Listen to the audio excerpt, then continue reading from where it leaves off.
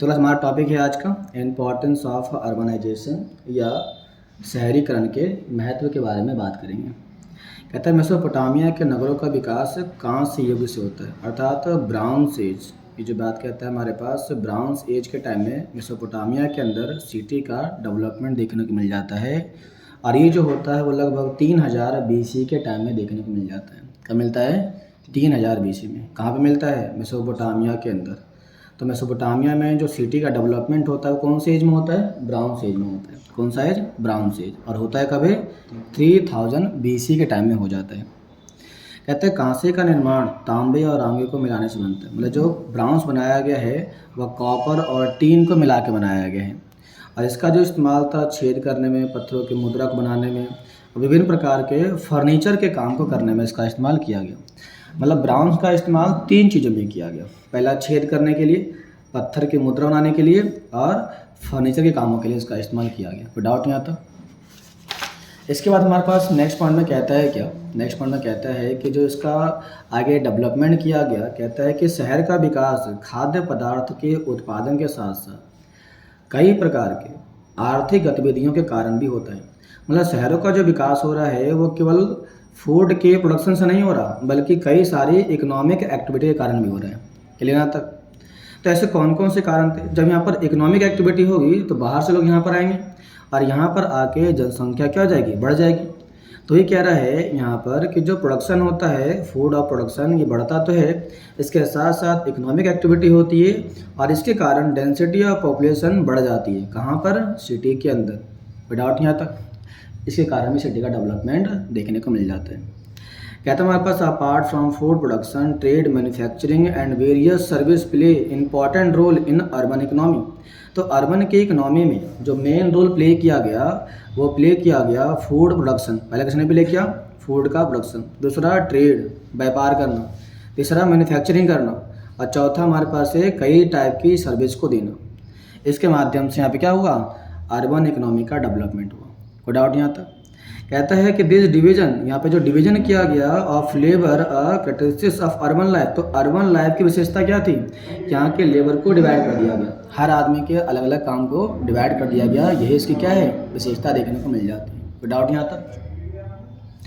इसमें कहता है social organisation is necessary for the operation of urban economy. तो अर्बन इकोनॉमी के लिए हमने ऑपरेशन को, अर्थात सोशल ऑर्गेनाइजेशन के ऑपरेशन को जरूरी मान लिया गया। यदि हमें शहरों का विकास करना है तो ज़रूरी है कि वहाँ पर संगठन हो, सामाजिक संगठन हो, जो हर एक प्रकार के काम पर कंट्रोल कर सके और मैनेजमेंट कर सके। ठीक है यहाँ तक?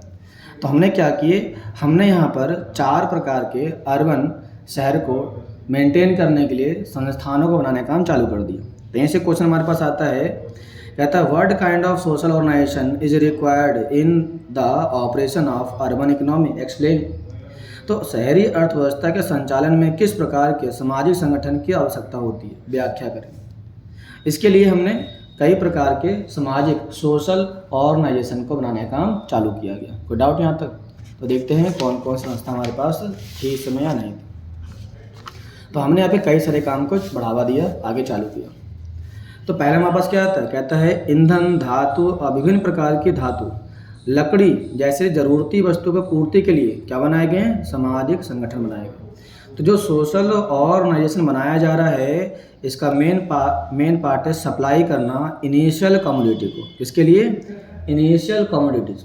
तो इनिशियल कमोडिटीज़ क्या क्या होती है हमारे पास? हमारे पास होती है फ्यूल होता है, मेटल होता है, डिफरेंट टाइप ऑफ मेटल्स होते हैं, वुड्स होते हैं, इनके लिए इस्तेमाल किया गया।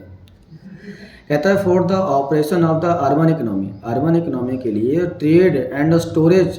तो ट्रेड और स्टोरेज की रिक्वायरमेंट के लिए भी हमने क्या बनाया? सोशल ऑर्गेनाइजेशन को बनाने का काम चालू कर दिया। अगला कहता है हमारे पास क्या? कहता है सामाजिक संगठन खाद्य पदार्थों के संग्रहण तथा वितरण की व्याख्या करता है। मतलब सोशल ऑर्गेनाइजेशन जो है ये काम करता है arrangement of collection and distribution of food item.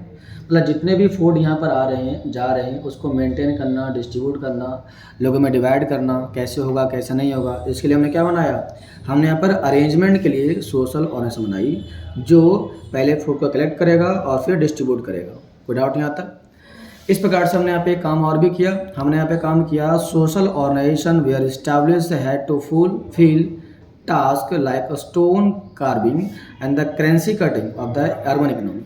इसका अलग काम किया गया कि शहरी अर्थव्यवस्था है उसके चलाने के लिए ज़रूरी है कि मैं पे मुद्रा काटनी पड़ेगी, तराशने पड़ेंगे, पत्थरों को काट करके। ये सारे काम कौन करेगा? ये सारे के सारे जो काम किए जाएंगे इस समय, वो सारे के सारे काम यहाँ पर सोशल ऑर्गेनाइजेशन के माध्यम से किए जाएंगे। ठीक है, यहाँ तक। लास्ट में कहता है हमारे पास सोशल ऑर्गेनाइजेशन जो है, जो सोशल ऑर्गेनाइजेशन हमारे पास पाई जाती है, बनाई जाती है, ये मेन काम करता है क्या? कहता है अकाउंट का काम करेगा।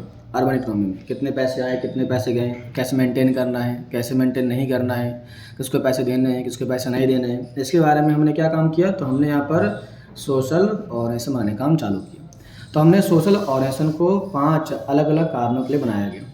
पहला बनाया गया सप्लाई ऑफ इनिशियल कमोडिटी, दूसरा बनाया गया ट्रेड और स्टोरेज के लिए, तीसरा बनाया गया कलेक्शन और डिस्ट्रीब्यूशन के लिए, चौथा बनाया गया कर्विंग और करेंसी कटिंग के लिए, और पाँचवा बनाया गया अकाउंट्स के बनाया गया। तो डाउट यहाँ तक? तो ये थे इसके मेन पार्ट। इसके बाद पढ़ो, सारे काम हो जाएंगे।